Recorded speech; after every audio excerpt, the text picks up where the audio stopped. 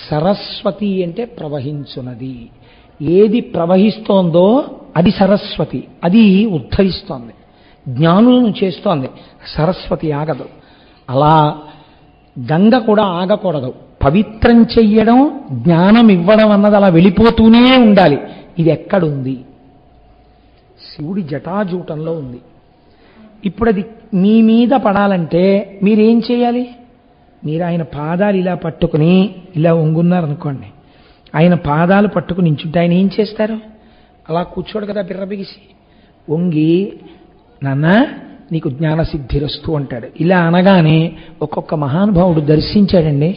శ్రీశైలం మల్లన్న శిరసొంచేన చేనంత గంగమ్మ వాన. గంగ పడ్డం అంటే ఏంటి? వర్షం పడ్డమే గంగ పడ్డం. గంగావతరణం ఇప్పుడు మీరు చూడాలంటే వర్ష రూపంలోనే గంగావతరణాన్ని చూడాలి. ఎందుకని? శివుడి జటాజూటంలో ఉన్న గంగ పరమ పవిత్రం, ఆకాశగంగ. ఆయన తల ఉంచి సంతోషించాడనుకోండి, గంగ పడుతుంది. బహుశా చెప్పినవాడి సమర్థత కాదు, విన్నవాళ్ళు ఎవరి పొంగిపోయారో గంగావతరణానికి. గంగావతరణం జరిగిపోయింది కాకినాడలో అంతే. కాబట్టి నిశ్చలమైన భక్తితో నిలబడితే చాలా. ఏమైంది? తడిసిపోయారు మీరు. ఇవాళ మీరు తడిసిపోయారు జ్ఞానగంగలో. ఇదే శ్రీ సూక్తంలో మనం అడుగుతాం, అమ్మ నేనేం చేస్తున్నాను? నీ పాదముల దగ్గరకు వచ్చి శిరస్సు వంచుచున్నాను. వంచితే నువ్వేం చేస్తావు? లక్ష్మీర్ దివ్యైర్ గజేంద్రైర్ మణిగణఖచితై స్థాపితా హేమకుంభై నిత్యం సా పద్మహస్తా మమ వసతు గృహే సర్వమాంగళ్యయుక్తా. మీరు నిజంగా శ్రీ సూక్తాన్ని చదువుతున్నప్పుడు అనుభవిస్తున్నారనుకోండి, మీరు ఏం చెప్తారు అప్పుడు? అమ్మా నేను నీ పాదముల మీద శిరస్సు తాటించి నమస్కరించుచున్నాను అంటారు. ఇప్పుడు ఏనుగులు వచ్చి కలశలతో ఇలా తామర పూలు అభిషేకం చేస్తున్నాయనుకోండి, ఆవిడ పాదాల మీద మీ తల ఉంటే ఆవిడ మించిపడ్డ పూలు ఎక్కడ పడాలి? మీ మెడ మీద అక్కడ పడాలి, తడి తడిగా. మీరు ఆ ధ్యానంలోంచి లేచినప్పుడు ఇదంతా తడిగా ఉందని మీరు తడుముకోవలసి ఉంటుంది. ఎందుచేత? ఆ భావన ఉండిపోతుంది. ఆ తడి తామర పూలు అన్నీ మెడ మీద పడ్డాయి కదా, తడేని. నిజంగా ఉందా?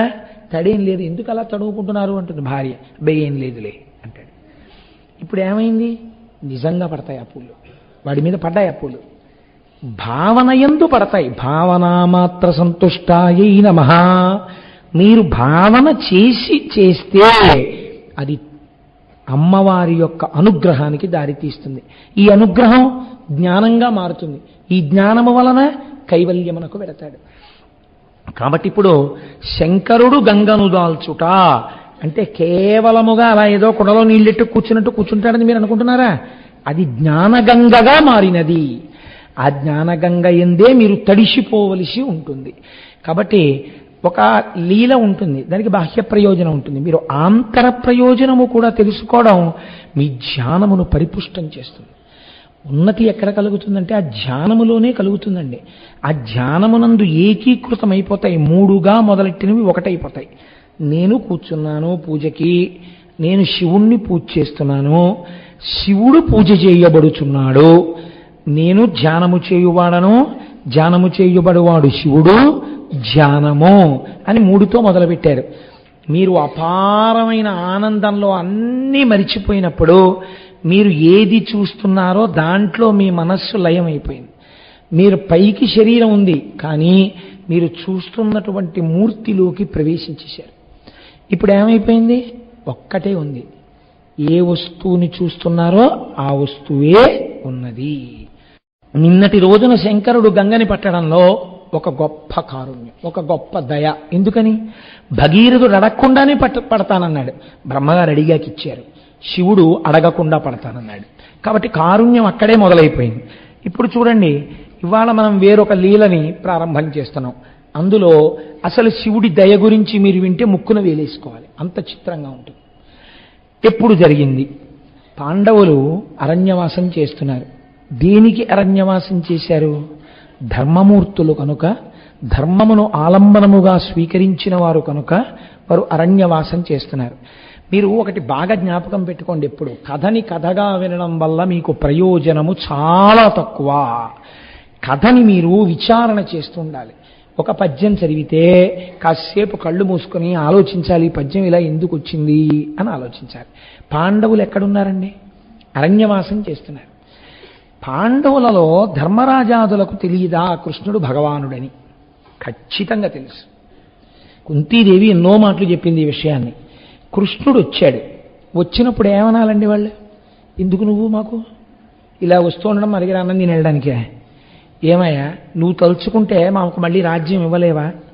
మాకు ఈ అరణ్యవాసం ఏమిటి కష్టాలు అని అడగాలి కృష్ణుడిని. వాళ్ళు దెప్పి పొడవలేదు. ఎప్పుడు మీరు భగవంతుడి పాదములను బాగా పట్టుకోవలసింది ఎప్పుడో తెలుసా అండి? కష్టంలో ఉన్నప్పుడే ఎక్కువ పట్టుకోవాలి. నింద చెయ్యకూడదు. ఈశ్వరుణ్ణి ఉద్ధరించే మార్గం చెప్పమని ఈశ్వరుణ్ణే అడగాలి మీరు. ఏ వస్తువు మీకు నమ్మకం ఉందని ఏమిటి గుర్తు?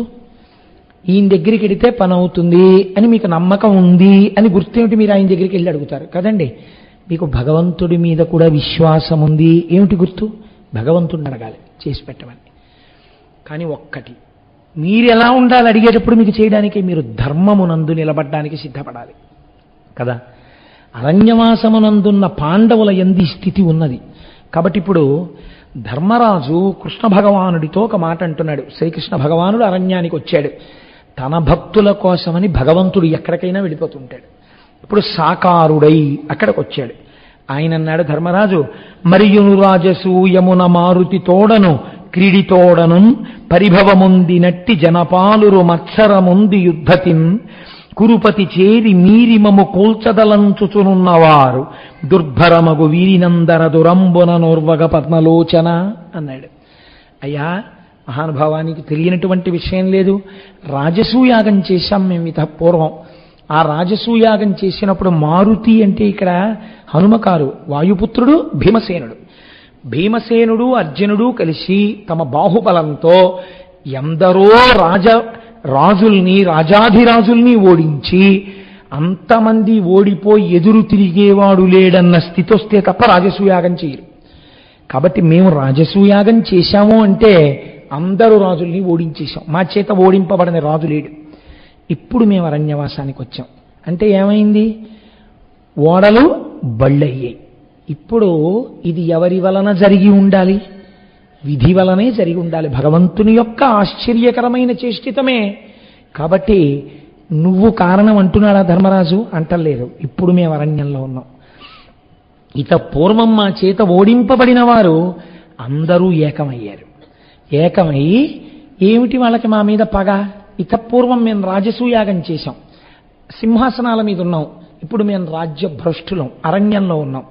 అందరూ చేతులు కలిపి మా మీద ప్రధానమైన పగ పెంచుకున్నవాడెవరో, నిరంతరం మమ్మల్ని మట్టు పెట్టడమే లక్ష్యంగా బ్రతికేవాడెవరో అటువంటి దుర్యోధనుడితో చేతులు కలిపారు. కాబట్టి మాకు శత్రువులు అనంతములు. అడుగు తీసి అడుగేస్తే మాకు శత్రువే. ఎప్పుడు ఎలా మమ్మల్ని చంపుదామా అని చూస్తున్న వాళ్ళే ఉన్నారు. ఈశ్వర, మేము ఈ సంకటం నుంచి ఎలా బయటపడతాం? మాకు ధైర్యం ఎలా కలుగుతుంది? రేపొద్దున్న అజ్ఞాతవాసం పూర్తయి బయటికి వస్తే మేము వీళ్ళతో యుద్ధం చెయ్యాలి కదా. ధర్మరాజు ఎంత దూరదృష్టితో అడుగుతున్నాడో చూడండి. అజ్ఞాతవాసం పూర్తయి నేనే ధర్మరాజుని అని చెప్పే లోపలే కనిపెట్టే వాళ్ళు కోట్ల మంది తిరుగుతున్నారు. వీళ్ళు మమ్మల్ని తెగటార్చే ప్రయత్నంలో ఉంటారు. మేమెవరో తెలిస్తే అసలు ఇంకా మేము యుద్ధానికి బలం సమీకరించుకోవడానికి అవకాశం ఉండదు.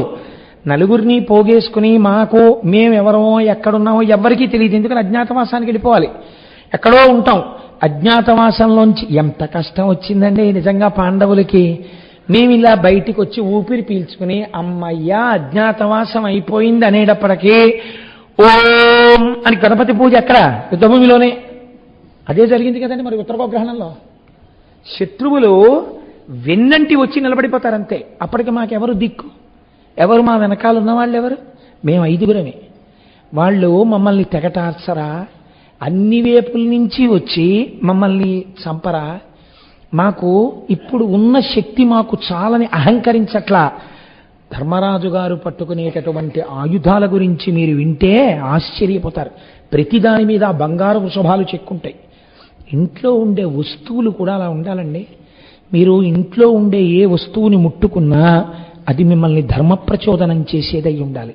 మీ మనస్సు వ్యగ్రతతో ఉందనుకోండి, మీరు ఇలా వెళ్ళి కబ్బోర్డ్ తీస్తే కేవలం మీ ప్యాంట్లు చొక్కాలు హ్యాంగర్ ఉండకూడదు. మీ ప్యాంట్లు చొక్కాలతో పాటు ఆ వెనకాతల ఒక రాజరాజేశ్వరి అమ్మవారి ఫోటో ఉందనుకోండి, మీ మనస్సు ఏదో ఉద్ధతితో బయలుదేరుతూ ప్యాంటు షర్టు తీసుకుంటోందనుకోండి, అమ్మవారి ఎదురుగుండా కనపడగానే ఎంతమందికి నువ్వేం ఉపన్యాసాలు చెప్పావు, ఇవాళ ఎంత కోపంతో బయలుదేరుతున్నావు, అలా వెళ్ళొచ్చా నువ్వు, అంతే సంయమనంలో కడతారు.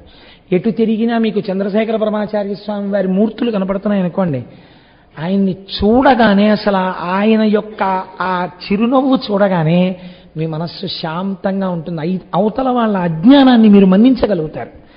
ఈ స్థితి రావడానికి వస్తువులు కూడా అలా ఉండాలి. అందుకే ధర్మరాజు గారి వాడేటటువంటి ఆయుధాలన్నింటి మీద బంగారు వృషభములను చెక్కించుకున్నాడు. ఎందుకో తెలుసా అండి? బంగారు వృషభములు, వృషభము పరమశివుడు అధిరోహిస్తాడు. వృషభము ధర్మమునకు సంకేతము. నేను ఆయుధం పట్టినా ధర్మానికే పట్టాలి, నేను బాణం వదిలితే ధర్మానికే వదలాలి, నేను ఇలా పట్టుకుంటే వృషభాలు కనపడుతుండాలి. కాబట్టి నిష్కారణ బాణ ప్రయోగం జరగకూడదు. అందుకని దాని మీద కూడా వృషభాలే. మీకు ఏది వచ్చినా మీకు ఈ ధర్మం నేర్పిందండి. లోకంలో మన పౌరాణిక వాంగ్మయం లాంటి వాంగ్మయం ఎక్కడుందండి ప్రపంచంలో? మీరు విచారణ చేసి చదవండి. అసలు నేను ఇటువంటి ధర్మంలో పుట్టినందుకు ఈశ్వర కృతజ్ఞుడను, ఎన్ని జన్మలెత్తినా నన్ను ఈ ధర్మంలో పుట్టించని అడుగుతారు మీరు. కాబట్టి ఇప్పుడు ఆయన ఎంత గొప్పగా అడిగాడో చూడండి. ఆయనకి గాంధీవం ఉంది. ఎవరికి? అర్జునుడికి. దాని నిండా పద్మాలు ఉంటాయి, బంగారు పద్మాలు. బంగారు పద్మాలు ఎందుకో తెలుసా అండి? పద్మంలోంచి లక్ష్మీదేవి ఆవిర్భావం. లక్ష్మి అంటే జయం. అది పట్టుకున్నానంటే జయమే, తెగటార్ చేయాలి. ఆ ఉత్సాహానికి ఆయన అలా పట్టుకుంటాడు. వాళ్ళ ఆయుధాల గురించి ప్రత్యేకం పాండవులు ఆయుధములు అని మీరు ఒక ఉపన్యాసం విన్నారనుకోండి, తెల్లబోతారు. అలా ఉంటాయి. సరే, ఇప్పుడు మనకు అదంతా ఎందుకు కానండి. ఇన్ని ఉన్నా మిడిసిపడలేదు ధర్మరాజు గారు. కృష్ణుణ్ణి చూసి అంటున్నాడు, మాకు రక్షణ దేని వలన ప్రసరిస్తుందో, ఇన్ని కోట్ల శత్రువుల్ని మేము ఎలా ఎదుర్కోగలమో మార్గం చెప్పవయ్యా అన్నాడు. ఇది పెద్దలు కనపడినప్పుడు మీరు అడగవలసిన మాట. ఇప్పుడు చూడండి కృష్ణుడు ఎంత అందంగా మాట్లాడుతున్నాడు. ఎక్కడున్నాయండి శివకేశవ వేదాలు? కృష్ణుడు అంటున్నాడు, అనినా వనజాక్షుడారసి అనియను ధర్మజునితోడా అనఘ చరిత్ర మునివరుడు ఉపమన్యుని శాసనమునచే శివుని కొలిచి శక్తులు కొంటిన్. నాకు ఉపమన్యు మహర్షి ఉపదేశం చేశారు. నేను పరమశివుణ్ణి ఆరాధన చేసి ఎన్నో శక్తులు పొందాను. కృష్ణ భగవానుడు చెప్తున్నాడు అర్జునుడు ధర్మరాజు గారితోటి అని. అభవుడు, సంశ్రితార్తిహరుడు, అద్భుత శౌర్య ధురంధరుండు, అద్భుత శౌర్య ధురంధరుణ్ అసద్విభవహరుండు, మీరికను విశ్వవిమోహన ధీరుడైన అవ్విభుని భజించి చేకొనుడు వెగ్గల మొప్ప సమస్త సంపదల్ రభసములేని మార్గమిది రాజలలామా తలంచి చూడుమా. ఎందుకయ్యా బెంగపెట్టుకుంటావు? మహానుభావుడు, దీనదయాళువు, ఎవరి పేరు శివుడో, ఎవరు మంగళములన్నిటికీ కూడా ఆలవాలమో, ఎవడి అనుగ్రహము మంగళములనిస్తుందో, ఏ ఒక్కడు ఇలా చెయ్యెత్తి అంటే నీకు శుభం జరుగుతుందో, ఏ ఒక్కడు నిన్ను చూసి నవ్వినంత మాత్రం చేత సమస్త లోకములు నీకు ఎదురు నిలబడినా నువ్వు బెంగ పెట్టుకోనవసరం లేదో,